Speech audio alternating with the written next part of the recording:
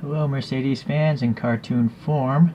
I'm going to do another one of these super deformed model kits, and unfortunately I got to warn you guys that sometimes you see a good price and that price is for a reason. This model kit I got is missing the decals, the axles, the screw, the windscreen, and I guess that's it. So, well, that's unfortunate, right? Anyways, if you're wondering what this car is, this is the Mercedes-Benz W196. It was a F1 racing car that dominated the 1954 and 55 seasons and won those 2 championships, I believe. Of 12 races, it won 9, so 75% success rate. And it was driven by Juan Manuel Fangio and Sterling Moss, 2 very famous race car drivers. This was also the 3-liter engine here that was used in this car was used to power the 300 SLR, which is another famous Mercedes race car. Unfortunately, it crashed at Le Mans, and so that ended the, this car as well as that car as well. So Mercedes left Formula One and didn't return for 3 decades. Alright, so that's the short story of that. This thing showed up in the mail. I mail ordered it. It showed up in this funky looking package. I've never seen this. If anyone knows what this is, please let me know, but it looks like a Lego knockoff of some sort. You see? But I don't know if it's supposed to be packaging or if it's something, a part of some other kit. It's interesting. So, unfortunately, when I opened it up, I realized it's missing, those parts. But I guess we'll take a look anyways. I think I could still manage to make it. I mean, I don't like rolling models anyways, so I guess I can live without the axles.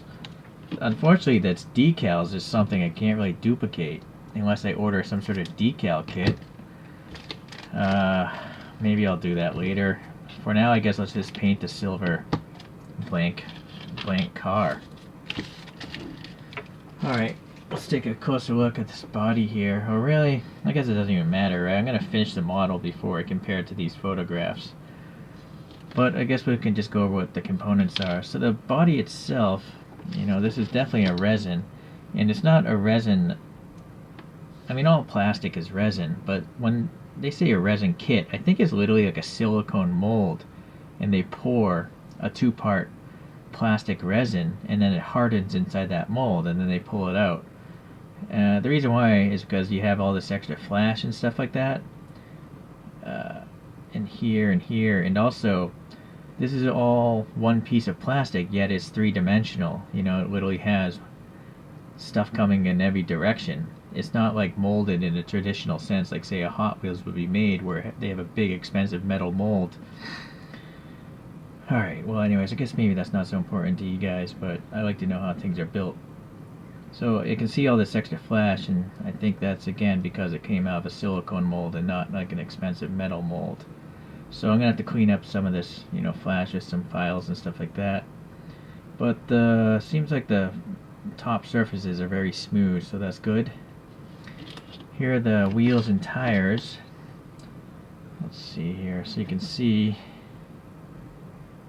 those are actually very finely molded wheels. I mean, wire spoke wheels. So yeah, you couldn't do that with a regular metal mold. The spokes are too thin, I think. So maybe that's one of the reasons why. Well, again, I'm just theorizing. It came out of a silicone. Alright, so here are the tires, and it looks like there's some tread. But yeah, there you go. We'll see some more when it's painted, of course. So here's the base, and it's supposed to hold those axles there, but okay, naturally I gotta clip off a lot of stuff. Here's a seat, and then this bag has looks like disc brake systems, the dashboard. Look how fine that steering wheel is. I don't know if that's a shifter or what there. Okay, yeah, so alright, well I'm going to cut away. I'm going to fast forward the build of this thing, and then we'll come back, I guess, with just a plain silver version, unless I somehow am able to get some decals before I finish. Alright, see you in a few.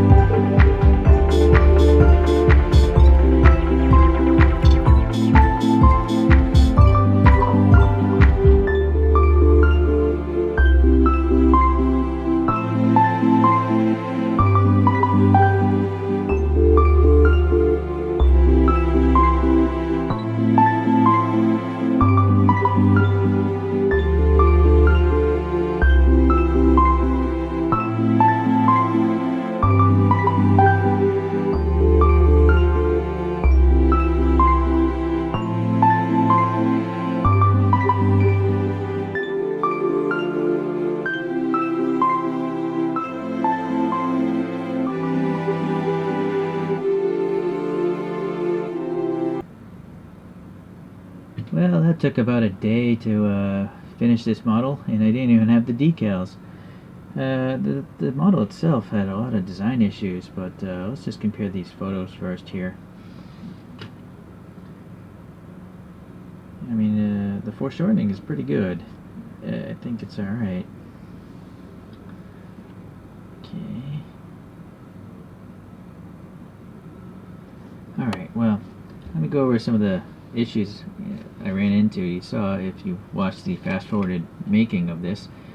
Mostly, I was missing the windshield, so I had to make my own out of packaging plastic. But the way this thing fit over, there was no groove for this windshield, so I had to spend time filing out a groove, and then this doesn't really fit flush with up here. And then the main thing is way the disc brakes, or drum brakes probably at this time frame, fit on here. They actually have suspension arms, and they're supposed to go into holes here in the body. The back wasn't too hard, but the front one had 3 pins, and so a lot of holes were missing, so you may have seen I had to drill out a bunch of new holes, and in the end, like one of them, I just cut them. They broke off because they're so frail. So, yeah, I just think it was overly complex, because when they're so close to the body, you can't even see any suspension arms anyways, right? So it's just seemed unnecessary. Okay, but otherwise, yeah, it's alright. The casting itself had some issues. There's a chunk of plastic missing here, as I found out after I painted it. Before I even painted it, I had to fill in the chunk that was missing there. And then there's a chunk missing here as well. So I just left it alone. Since it didn't have the decals anyways, I think it turned out alright. So let's compare it to a couple other models. I have nothing like this in 164, so we're just going to compare it to some cartooned race cars. I think, well, here's a 1960s Honda Formula 1 car from choro-q. Totally different scale, of course. But if you look at the wheelbase, this resin is going for that same look. The overall wheelbase is similar. It's just that this choro-q is oversized. Here's a different choro-q. It's not as long. It's a Toyota Speed, I think it's a Speed endurance car or something. Here's a Mini from either Kieran or Suntory Boss. It's like a free coffee promo. Here's another free coffee promo of a classic Cadillac. So I think actually these kind of fit in to the same time frame. And here's like a 50s pickup truck from Kinsfun. I think those three could actually sit together in like a diorama and not look too odd. And then let's do 3 more choro-qs. Here's a 250 GTO race car, an Alfa Romeo race car, and a Le Mans 787B Mazda.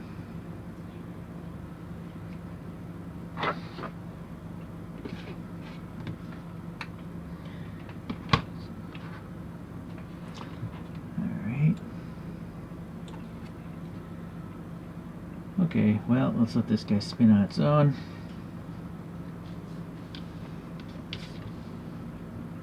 Here's a picture of, real racing. And let me get my, well, I have this cartoon race car driver, but he's too modern. He doesn't belong in this photograph, but he's the only race car driver I have, and he doesn't fit. No, let's get rid of him. It's just better that we have that photograph in the background and this thing spinning there. Alright, well, I'm not sure if I'm going to order any more of these things. I have to tell you guys, I didn't order this directly from the Finework website. If you order from the Finework website, it'll come in a Finework box. Very much like the Mini that I built. That was an original packaging, and so it had all the parts that were in the photograph. This one I just bought some from, I'm guessing, a random Chinese seller. And so that's why I was missing some parts. I still haven't heard back if I'm going to get my money back either, so we'll have to wait and see what happens there. Alright, well, thanks for watching. I'll see you guys. Bye.